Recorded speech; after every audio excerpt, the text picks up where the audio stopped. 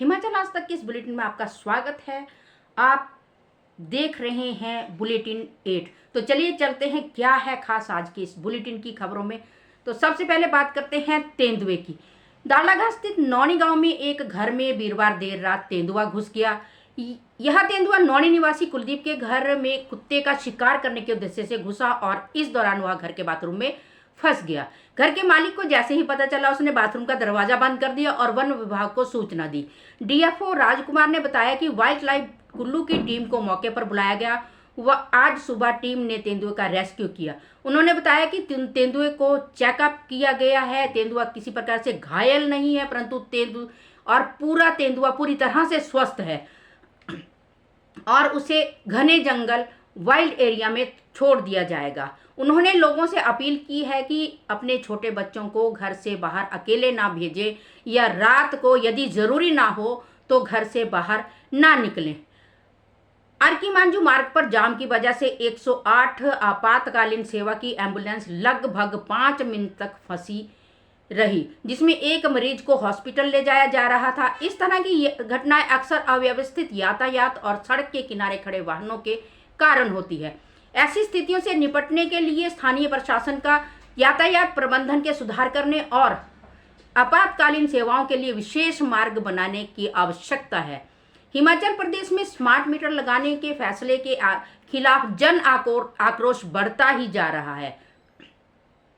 पूर्व विधायक गोविंदराम शर्मा ने कहा कि स्मार्ट मीटर के बाद लोगों को भारी भरकम बिल आ रहे हैं और तकनीकी खामियों के चलते प्रदर्शन हो रहे हैं। उन्होंने कहा कि लोगों को बिजली के बिल घर पर मिलते थे, जिससे समय पर भुगतान होता था, लेकिन अब मोबाइल में बिल नहीं आने से कनेक्शन कट रहे हैं। शर्मा ने केंद्र सरकार के बजट की सराहना की और प्रदेश सरकार पर सड़कों की खराब स्थिति को लेकर निशाना साधा। क्या आपको लगता है कि स्मार्ट मीटर के फैसले को वापस लेना चाहिए?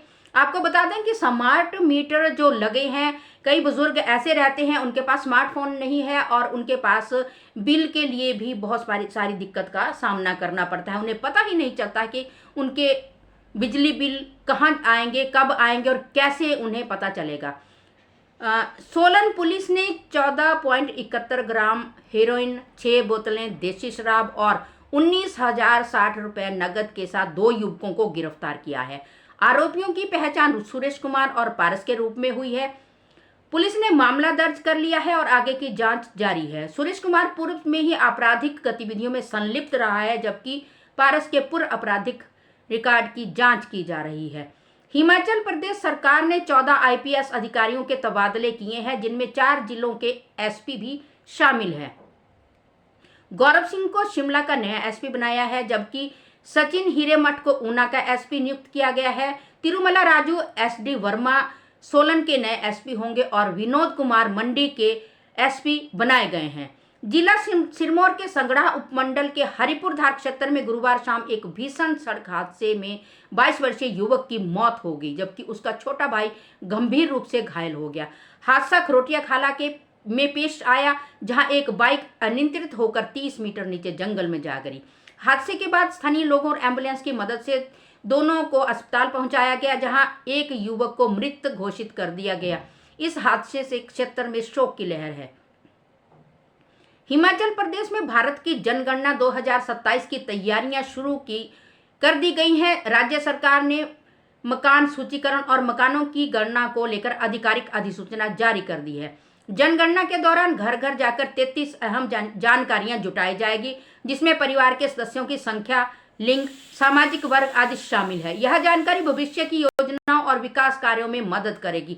पूरी प्रक्रिया जनगणना अधिनियम 1948 के तहत होगी और जानकारी गोपनीय रखी जाएगी। पपलोल कंडाघाट की श्वेता शर्मा ने जेआरएफ उत्तीर्ण कर रचा इतिहास। जिला सोलन के पपलोल क्षेत्र गांव रनोग की बेटी श्वेता शर्मा पुत्री ओम दत्त शर्मा व माता कविता शर्मा ने यूजीसी नीट के माध्यम से जूनियर रिसर्च फेलोशिप जेआरएफ उत्तीर्ण कर क्षेत्र का नाम रोशन किया है। श्वेता ने कड़ी मेहनत और लगन से यह उपलब्धि हासिल की। उनकी प्रारंभिक शिक्षा पपलोल से हुई, जबकि स्नातक और परास्नातक की पढ़ाई हिमाचल प्रदेश विश्वविद्यालय शिमला से की। उनकी इस सफलता से परिवार और पूरे क्षेत्र में खुशी का माहौल है। श्वेता की उपलब्धि को बेटियों के लिए प्रेरणा स्रोत बताया जा रहा है। सोलन पुलिस ने 18.59 ग्राम हेरोइन के साथ 3 युवकों को गिरफ्तार किया है। आरोपियों की पहचान सचिन राठौर, नवनीत उर्फ सन्नी और मनीष कुमार के रूप में हुई है। पुलिस ने सरवारा टोल टैक्स पर नाकाबंदी के दौरान एक स्विफ्ट कार की जांच के लिए रोका था, जिसमें ये तीनों आरोपी सवार थे। पुलिस ने मामला दर्ज कर लिया है और आगे की जांच जारी है। हिमाचल प्रदेश सरकार रासो घाटा अनुदान आरडीजी बंद होने के मुद्दे पर नेता प्रतिपक्ष जयराम ठाकुर की अगुवाई में प्रधानमंत्री नरेंद्र मोदी से मिलने के लिए तैयार है। मुख्यमंत्री सुखविंदर सिंह सुक्खू ने कहा कि हालांकि नियमानुसार मुख्यमंत्री की अगुवाई में प्रधानमंत्री से मिलना होता है, लेकिन जनता के लिए वह भाजपा नेताओं के साथ दिल्ली जाने के लिए तैयार है। जयराम ठाकुर ने कांग्रेस पर आरडीजी के मुद्दे पर राजनीति करने का आरोप लगाया और कहा कि वे 15वें वित्त आयोग ने अपनी सिफारिशों में स्पष्ट संकेत दिया है कि भविष्य में आरडीजी की व्यवस्था चरणबद्ध तरीके से समाप्त हो जाएगी। उन्होंने कहा कि कांग्रेस शासित राज्य कर्नाटक ने स्वयं आरडीजी को बंद करने की बात कही है। राष्ट्रीय उच्च मार्ग संख्या 05 पर सोलन से कैथली घाट के मध्य फोरलेन कार्य के दृष्टिगत मशीनरी एवं उपकरण स्थापित करने के लिए चायल मार्ग को कुछ समय के लिए बंद करने के आदेश जारी किए गए हैं। यह आदेश अतिरिक्त उपायुक्त सोलन राहुल जैन द्वारा जारी किए गए हैं। इन आदेशों के अनुसार 6 फरवरी, 11 फरवरी तथा 18 फरवरी 2026 को रात्रि 10 बजे से अर्धरात्रि 2 बजे तक कंडाघाट से चायल मार्ग को बंद रखा जाएगा। मुख्यमंत्री सुखविंदर सिंह सुक्खू ने विधायक प्राथमिकता बैठक 2026-23 की अध्यक्षता की।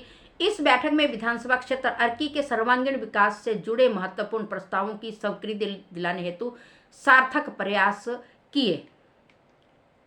हिमाचल प्रदेश में बर्फबारी के कारण अभी भी 201 सड़कें बंद है। लोक निर्माण विभाग युद्ध स्तर पर काम कर रहा है और 58 सड़कों को खोलने का लक्ष्य है।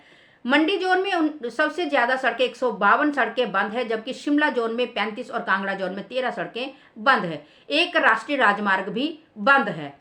हिमाचल प्रदेश पेंशनर संयुक्त संघर्ष समिति की राज्य स्तरीय बैठक 20 फरवरी को हमीरपुर में आयोजित होगी, जिसमें सरकार के खिलाफ आगामी रणनीति तय की जाएगी।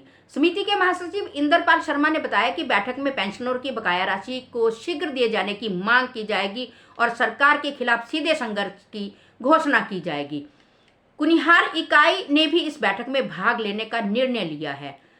तो चलिए करते हैं बात कसौली जो हत्याकांड केस हुआ उस पर बात होगी। अब तो कसौली सुमन हत्याकांड में नया मोड़ आया है, जहां पुलिस ने खुलासा किया है कि मृतका सुमन की हत्या उसके पति चतर सिंह ने अपने भाई और भतीजी के साथ मिलकर की थी। उन्होंने आत्महत्या का षड्यंत्र रचा था।